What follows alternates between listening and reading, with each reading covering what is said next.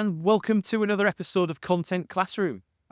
As we did in November, we had a guest takeover. We had the very first one with Chris Reeve, went out on the 28th of November, and the reactions were phenomenal. So thank you everyone for watching along, for enjoying the newsletter, and for subscribing. This week, I want to share with you a fantastic friend of mine, Floss Gibbs, who is an amazing brand designer. She did all the work on the brand new Javelin content, logos and designs recently. So if you've been watching our story, you've seen all the new logos update over the last few months. Floss did all the hard work on that. I can't claim any sort of credit for any of that. Floss, thanks for agreeing to host the special edition takeover. Thank you. I guess we want to have a specific point for each of the episodes.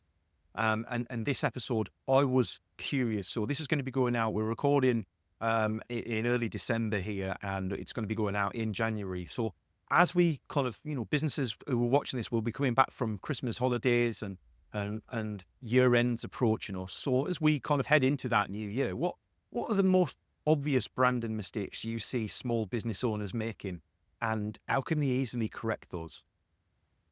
The new year is a good opportunity to kind of reflect on their own branding and have a look at that and kind of put yourself a little mini audit in.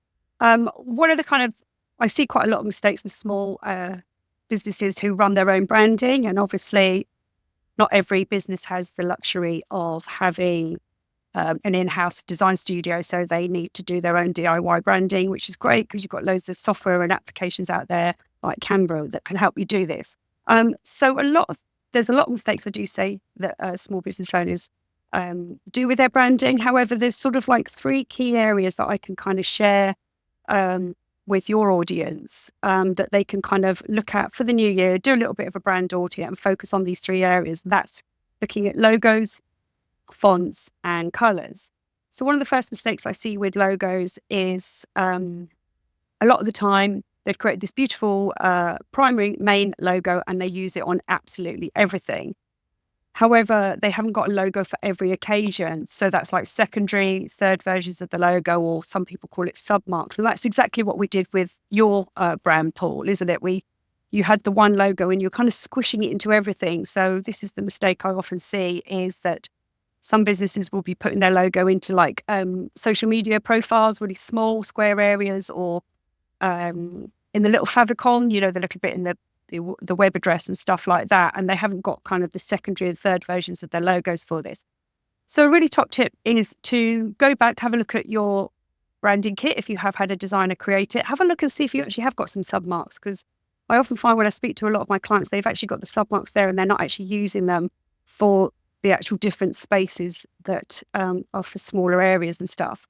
If you don't have any submarks, then go back to your designer or go back to Canva or wherever you've created the logo yourself and think about making a dumbed down version or two logos. So for instance, it's really the ones we did for you, Paul, they're really handy because now you've got, like, when you do your YouTube, rather than having the whole of your logo taking up quite a chunk of that top right space, you've just got the little tertiary version of it, which is like the little J with a bit of the Javelin. So it just doesn't, it's just still there in the corner and it just kind of still says, this is my branding. It's a nod to my branding, but without it kind of taking up the whole screen. So the second area that guys can look at is fonts. Don't underestimate the power of fonts.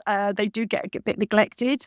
By having consistent fonts from your website to your newsletter to your social media, etc., having a consistent font throughout subconsciously looks much more professional. So really good exercise is to go back and have a look at like your social media grid, let's say, and see how many fonts you've used. One client, I counted 28. And as you can imagine, that looked actually quite inconsistent. It looked a bit of like a scattergun approach. So my top tip is to just stick with 2 font families, let's say. Use the font family hierarchy. What I mean by family is that you have different weights, that you have the bold, the regular, the semi-bold. If, for instance, on headers, you always use bold and use that consistently across all your applications. If you use italics for quotes, let's say, always use italics for quotes, etc. Just stick with a couple of font families and just stick with them. And I know it's quite hard across from newsletter applications to websites to social media. It's hard to find similar fonts, but you'll probably find something like Google Fonts is pretty much got most across the board. And then the third and final one is color. And this is one of the kind of top queries that a lot of customers come to me with, like, I don't know what color to use.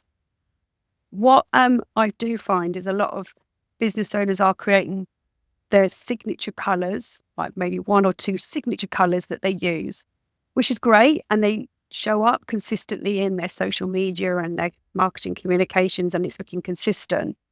But what I tend to find is a lot of the time these 1 or 2 hero colors, let's say, are quite bold and quite significant because they want to become recognizable to that brand. But a lot of the time they do clash. The colors actually clash. And then it makes it hard when you're creating like graphical posts for that to be actually legible. And if you think we go through social media really super fast, that it needs to be really legible and the contrast needs to be kind of almost exaggerated. So a really good top tip is have a look at your signature colors, and do you have a secondary color palette? And a secondary color palette of sort of much lighter, soft tones, and maybe some really dark tones for like fonts or buttons and things like that. And having this secondary color palette of lights and dark tones really can help work with your signature colors to create that balance. And it makes it much, much more easier when you're creating like graphical posts in social media or anything like that. So they're my 3 top tips for the new year. Amazing. I was one of those business owners that thought, I'll do all right and I'll do by myself and I'll just get it out there. And look at that. It looks really, it looks all right. That I'm quite proud of that. And then when you get the advice of somebody like Floss and you actually, you go through the stages of, do I really want to do this? Do I really, it feels like a lot of work and I just want to get always running my business. And actually I implemented what Floss told me to do on the website as an example. And now that I go back and look at the website, I'm actually really proud of the website. I know it's not professionally designed still, but I feel a lot more professional. It looks much more professional and consistent now that I've implemented a lot of what Floss, and I've no doubt there's stuff that you could go through and just pull me apart on still, but it's good enough for now. So I can't recommend getting some advice from somebody like Floss, who really does know what they're doing with branding, logos, colors, and stitching it all together just to get some top level. You don't have to spend a fortune, just get some top level advice, get some support, create an MVP for what you do. I hope that's been useful for you all as we launch into kind of January, February, March, and it's a busy time for a lot of people. If you're not doing it now, make sure you budget it in, get it planned in for March, April, so that when your new tax year starts, you've got that there ready to go and you've got something to get your teeth into.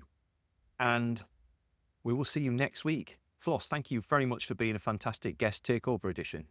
Thank you.